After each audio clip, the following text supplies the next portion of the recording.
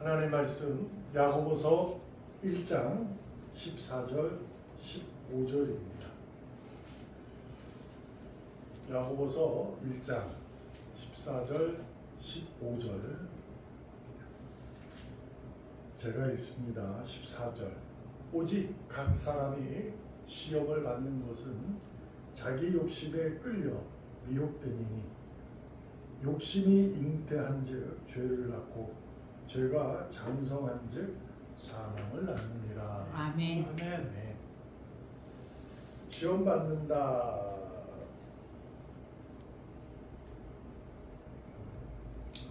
우리가 이제 의인으로 살아갈 때 시험을 받는 자는 의인이기 때문인 줄로 믿습니다. 세상 사람들 의인이 아닌 하나님으로부터 선택받지 못한 자는 시험 받지 않아요.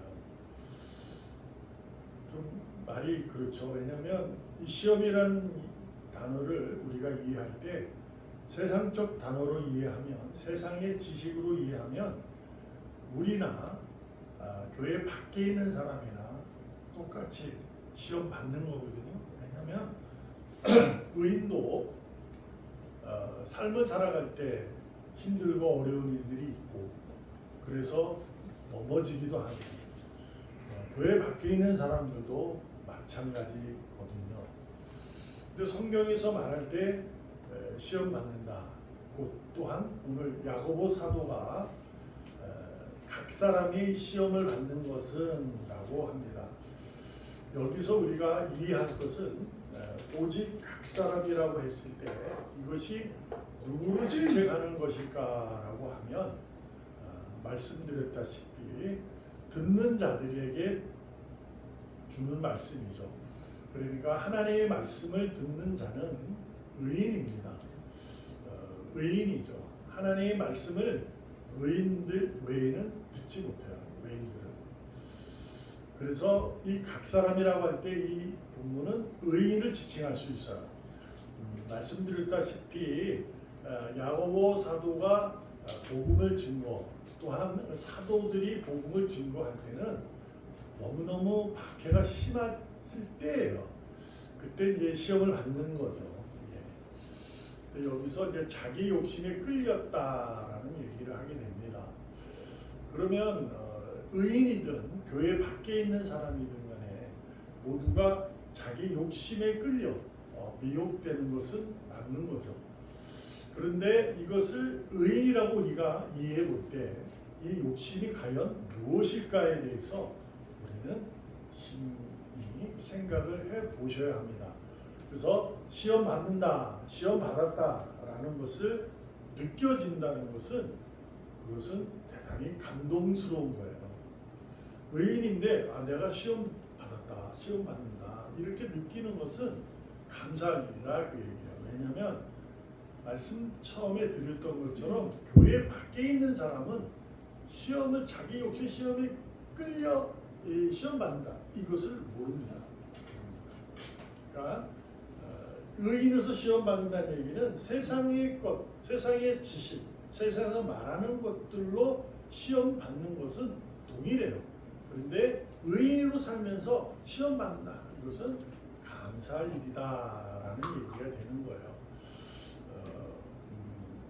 욕심이라는 용어를 오늘도 야고보 사도가 쓰게 됩니다. 자기 욕심 있을 때 욕심은 누구에게나 있는 거예요. 근데 오늘도 자기 욕심이라고 한 것은 이것은 탐심을 얘기하는 거예요. 탐심은 무엇일까라고 했을 때 우리가 이해해보면 이런 겁니다. 창세기 하나님이 세상을 지으시고 모든 만물을 지으시고 인간을 만든 후 그에게 사람에게 축복하셨거든요. 모든 것을 다 너가 가꾸고 다스려라, 둘러보아라, 마음껏 누려라 이렇게 축복하셨어요.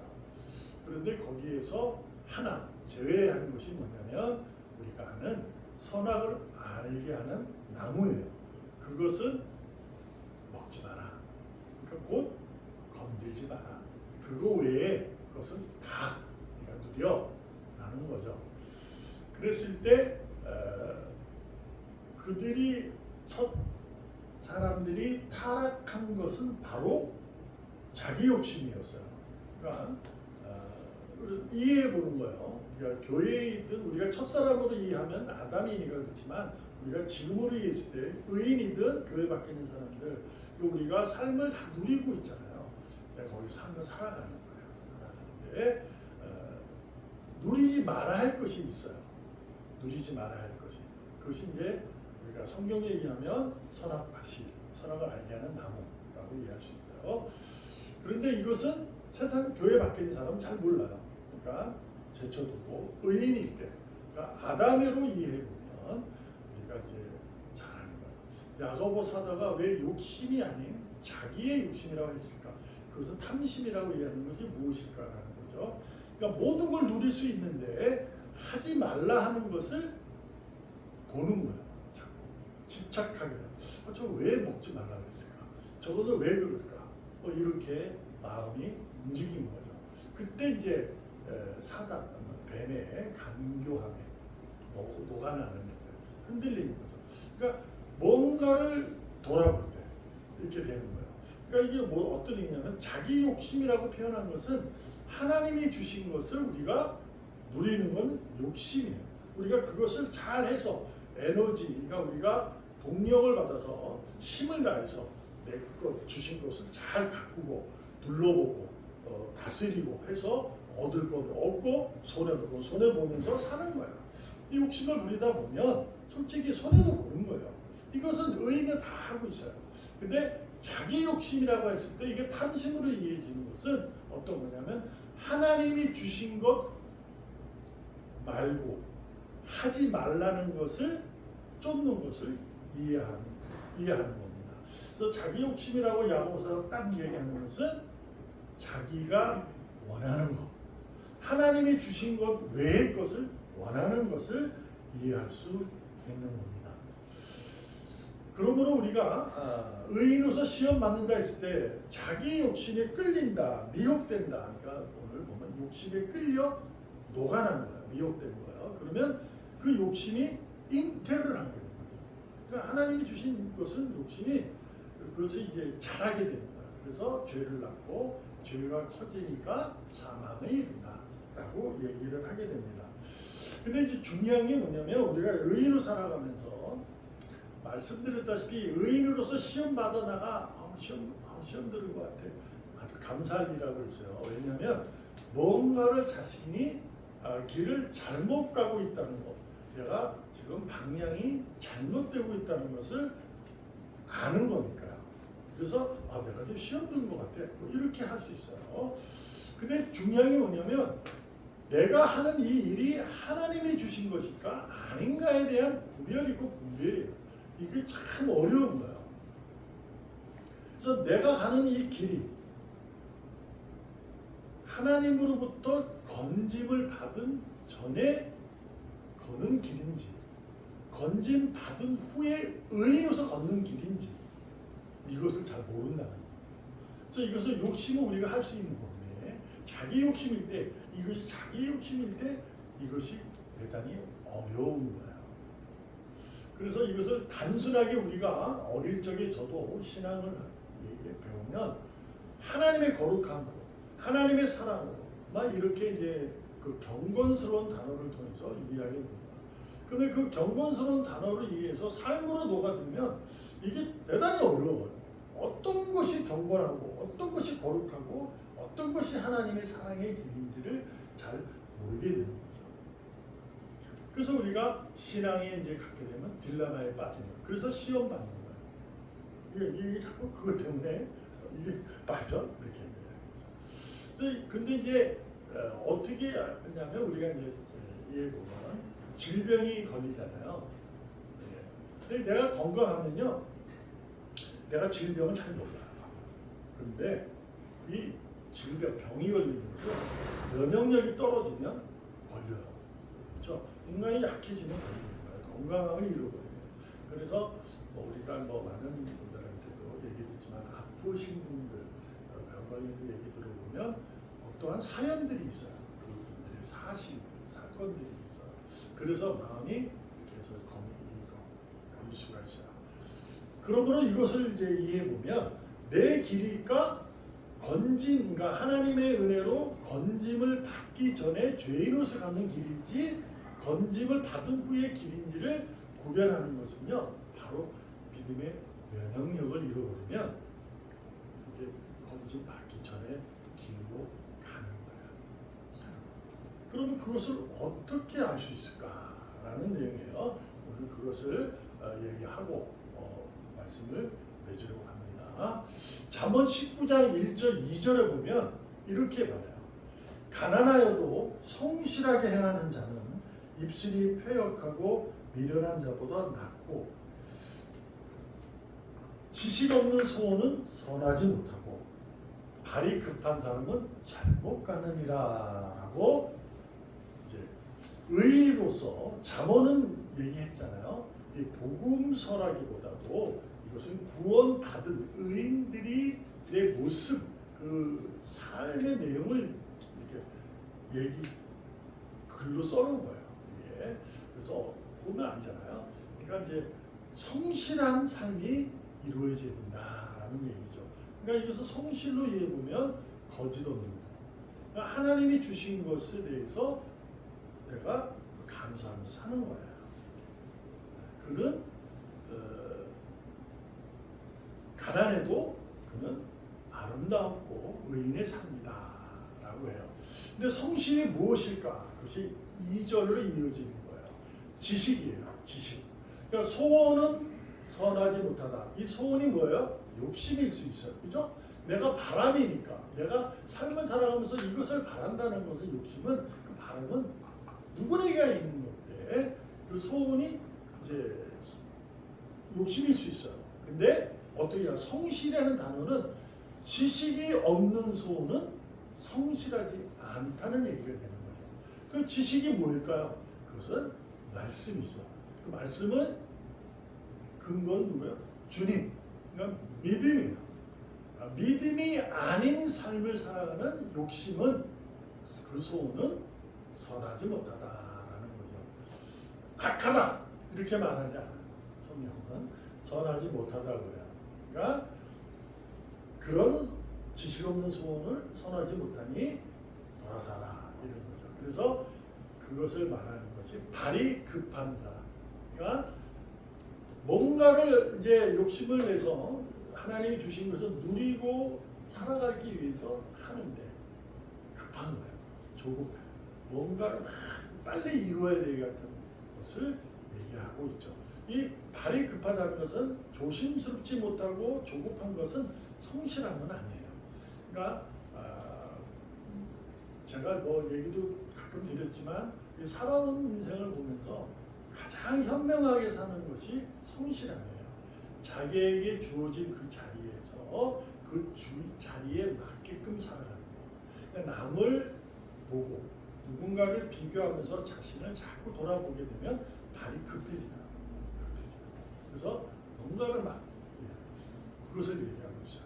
우리가 발이 급하지 않는다면 어떻게 해요? 야고보 사도가 얘기했던 것처럼 어떻게 해요? 빨리 듣고 답은 천천히 하는 거죠. 자, 그러한 거예요.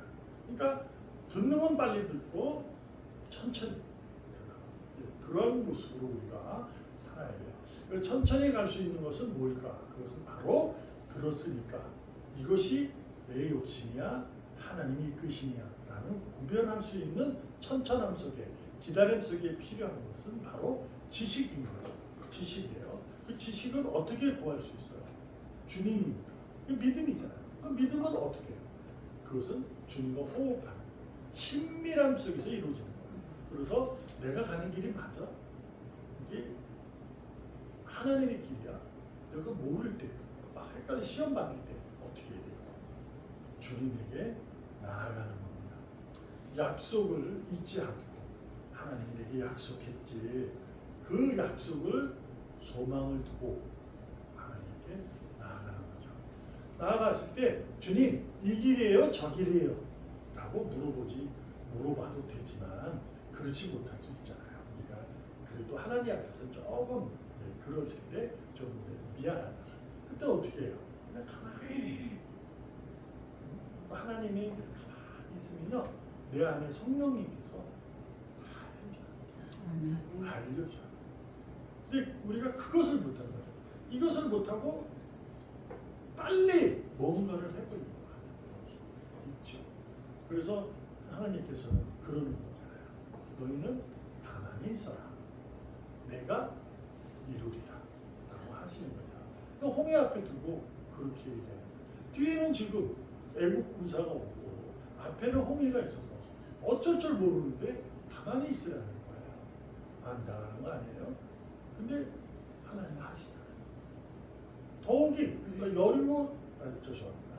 예, 홍해를 건너고 아니 요단을 건너갔는데 그들에게 하나님이 뭐라고 해요? 할례를 행하라. 전쟁을 눈앞에 뒀는데 할례를 행하라고 해요. 남자들이 할례를 행하면 꼼짝을 못해요. 2, 3일. 그러면 전쟁을 못 치르면 다 죽어요. 근데 하나님이 할례를 치러라 라고 합니다. 그때 전부터 할례 했잖아요. 근데 전쟁은 승리해요. 그러니까 우리가 이런 것을 미루어 살펴보면 성실함과 지식이 있는 모습은 과연 뭘까요? 그것은 하나님이 주신 것 외의 것을 탐하지 않는 거예요. 그러니까 내게 주어진 환경에 있어서 이것을 잘 다룰 수 있는 지혜를 얻는 것 뿐이에요. 그래서 어떻게 해요? 선악과실을 보는 게 아니라 내가 주어진 곳에서 이곳에서 주님에게 성실함을 구하고 그분의 성실함을 따라 그분과 교제하면서 주님이 이끄시는 대로 혼란스러워도 이끄시는 대로 발걸음을 옮겨가는 겁니다. 이것이 정확하게 우리가 삶 속에서 누구나 각자의 삶 속에 이것이 답이야? 라고 말할 수는 없을 거예요. 그러나 분명한 건 성경에서는 말합니다. 급하지 말아라. 내가 너를 지켜 행한다. 그러니까 지금 막 박해를 당하니까 너무 힘든 거죠. 그래서 급해지는 거죠. 빨리 왔으면 좋겠다. 안 오셔. 그러니까 돌아서는 거예요. 시험 받아가지고. 근데 우리는 시험에 들어요. 시험을 이길 수 있는 방법은 그분의 손길이고 그분과의 친밀함 속에 있을 때는 이겨낼 줄로 믿습니다. 아멘. 여러분, 단 하나 오늘도 찬양했던 것처럼 받은 복을 세워볼 수 있는 여유가 있기 바랍니다. 아멘. 받을 복을 세워 기대하는 것은 잘못 아니에요. 근데 그 받을 복을 내가 정하고 내가 계획하고 내가 한 것으로 하는 자기 욕심이 이끌려 있다면 지금까지 받은 복을 돌아볼 수 있는 우리들이 되어야 합니다. 아멘. 혼란스럽고 캄캄해도 안개가 거치듯 빛으로 우리를 이끌어 주실 줄로 믿습니다. 아멘. 기도합니다. 살아계시는 하나님 감사합니다. 오늘도 우리는 삶을 살아가며 하나님의 능력으로 감사하며 살지만 세상에 의해 미혹되고 유혹되어 축복의 삶에서 사망의 삶으로 걸어가고 있는지 다시 한번 돌이켜보려 합니다. 주님, 내게 베푸신 그 놀라운 은혜로 인한 믿음으로 살아가는데 힘쓰고 애쓰는 우리 자신이 되어 믿음의 면역력이 떨어지지 않고 오히려 더 강건해져서 하나님의 길을 약속 따라 소망으로 하여 당당하게 걸어가게 하여 주시옵소서.